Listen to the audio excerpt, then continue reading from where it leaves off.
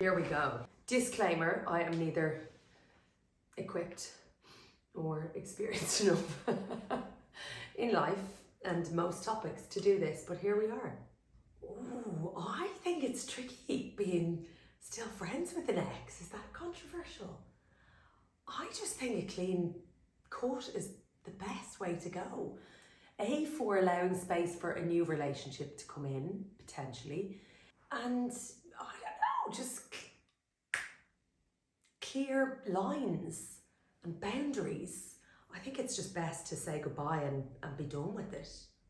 But here's the thing, you're not with this person anymore. So like, you're still hanging out with them. Maybe they're, nice friend, but they might want more and be like slightly clinging on to the notion that you'll come back. But also, if it was built on friendship and he's not being a very good friend now, then, I think you had the signs first time romantically. Second time, I'm a 2 strikes and you're out kind of gal. So run for the hills, babe. Oh, I love a wedding so much. Okay, so in the lead up to my wedding, I was frantically working quite a lot and I was hosting a travel show and I was over and back all around the world. We had the wedding outside in Ireland, which felt like a great idea. It was June, but Ireland. Or anywhere in the world, frankly. But anyone who was frustrated or worried about the potential of an outdoor wedding in Ireland, I just didn't entertain it. I'm not suggesting that that's the way to go, and it's also quite a specific advice to give you, considering I don't know where your wedding is or whether it's indoors or outdoors. But I think I was just trying to set the scene. Anyway, cut to day of the wedding. I'm frantically running around trying to do table plans and name cards and all of those. So it was wonderful, and there was a definite sense of my hand on every single thing. But I would say delegate, lean into the fact that people around you will be offering to help and willing and actually will love being part of your big day.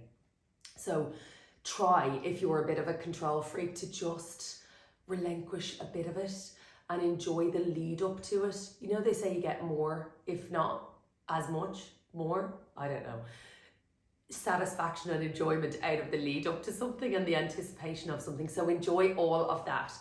And then I would say on the day, try to take like real moments, because I really thrive on people's energies. I get high as a kite. And then I realize, I haven't really stopped to look around and take it all in. There are so few occasions in your life when you will be standing in a room surrounded by people who love you and want the best for you. And that feeling of love being directed towards you is really palpable and really incredibly special.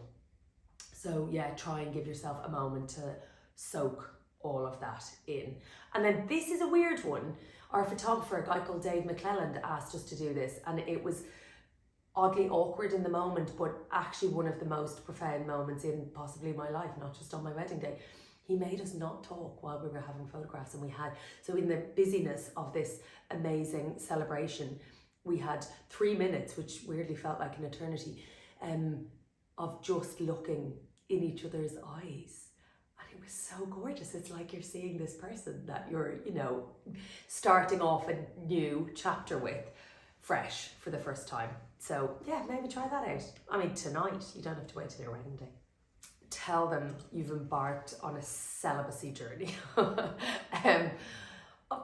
It's a tricky one, because I think people assume that that's top of the list, and at a certain age, particularly if you're female, people are thinking, ooh, your biological clock is ticking. If you want all of these things that we're supposed to all want, then time is of the essence, and it just adds pressure. Also, I think there's a weird notion that you can't be happily or have made the choice to be single. Maybe you're just you know what, I'm gonna sow my wild oats, to see what's out there, or I'm gonna actually just focus on myself.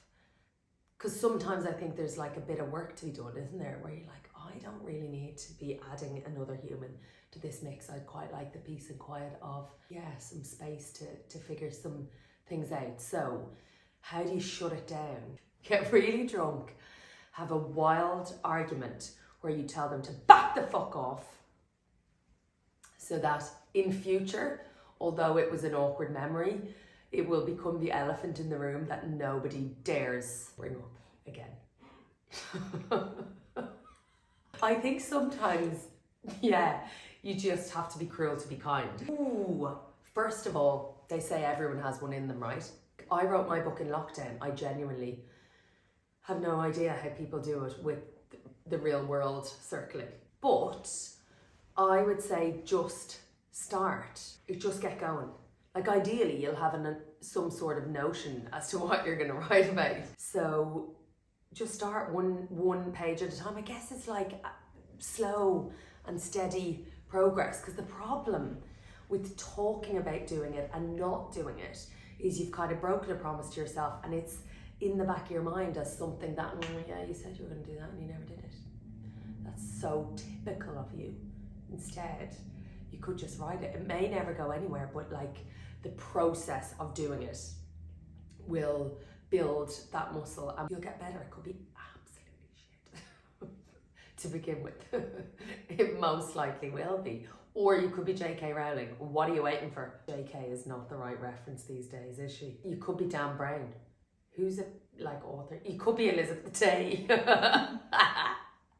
else writes? You could be Richard Osman.